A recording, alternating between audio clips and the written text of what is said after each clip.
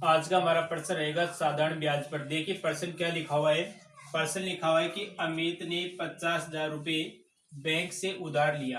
यानी एक अमित नाम का लड़का है जो 50,000 रुपये बैंक से उधार लेता है, जिस पर साधारण ब्याज की दर से पहले 4 वर्षों के लिए, यानी जिस पर साधारण ब्याज लग रहा है पहले 4 वर्षों के लिए 10%, अगले 3 वर्षों के लिए 8%, अगले 3 वर्षों के लिए 8% तथा उसके बाद 6% वार्षिक दर है।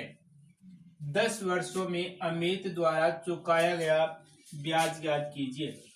तो देखिए 10 साल बाद अमित को बैंक को कितना ब्याज चुकाना पड़ेगा, इस प्रश्न को आपको सरल करना है। तो आपको ये ध्यान देना है कि किस समय के लिए कितनी दर लग रही है। मेन चीज यही है सवाल में, और ज्यादा ये हार्ड भी प्रश्न नहीं है, सिंपल सा प्रश्न है। तो इसमें मूलधन आपको दिया हुआ है, यानी जो पैसा उधार लिया जाता है बैंक से उसकी रकम कितनी है, 50,000 रुपये है। यानी 50,000 रुपये बैंक से उधार लिए जाते हैं। 4 वर्ष के लिए 10% है, 3 वर्ष के लिए तो यहाँ पर आप ये मान सकते हैं। देखिए इसका मैं आपको सीधा सा फॉर्मूला बता रहा हूं, 50,000 इंटू, और देखिए दर लिखिए आप। अब दर अलग अलग दर है, 10% है, 8% भी है और 6% है। तो 4 वर्ष के लिए तो आप इसको क्या कर दे, कोष्टक में डाल ले एक बार है। 4 वर्ष के लिए तो 4 इंटू 10 प्लस है 3 वर्ष के लिए तो 3 इंटू 8 और उसके बाद 6%। देखिए 4 वर्ष और 3 वर्ष टोटल कितने हो गए, 7 वर्ष। काम लिया कितना जाता है, 10 वर्ष। अब बचे कितने इसमें, 3 वर्ष। तो 3 वर्ष के लिए कितनी दर लग रही है, 3 वर्ष के लिए 6% दर लग रही है। तो आप क्या लिखे, 3 इंटू 6 और मूलधन आप जैसे इसका ब्याज निकालते हैं तो क्या लगाते हैं, बट्टा में 100 लगाते हैं। जैसे आपने सूत्र पढ़ा होगा,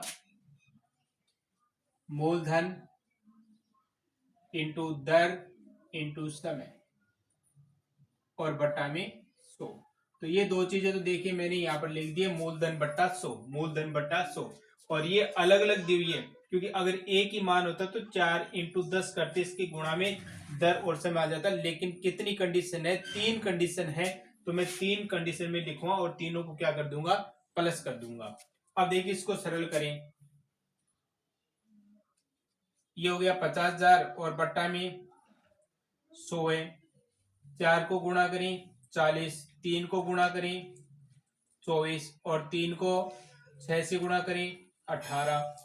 2 जीरो से 2 जीरो काट देंगे, क्या बचा 500 और इन सभी का टोटल जोड़ करें तो इसका टोटल जोड़ हो गया 82।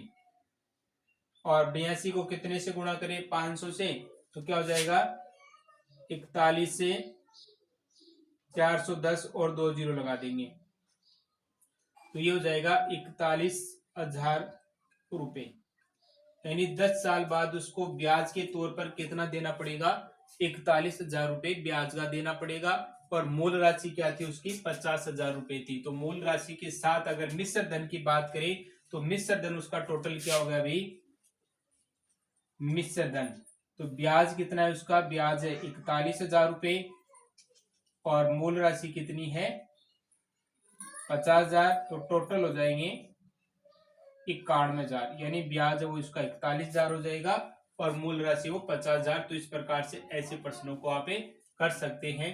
इस बात का आपको थोड़ा सा ध्यान रखना है कि अलग अलग समय है और अलग अलग दर है, तो आप उसको अलग अलग मल्टीप्लाई करके उनको जोड़ लें और उसके बाद जो मूलधन है उससे गुणा करके 100 का भाग देंगे तो आपके पास आंसर आ जाएगा।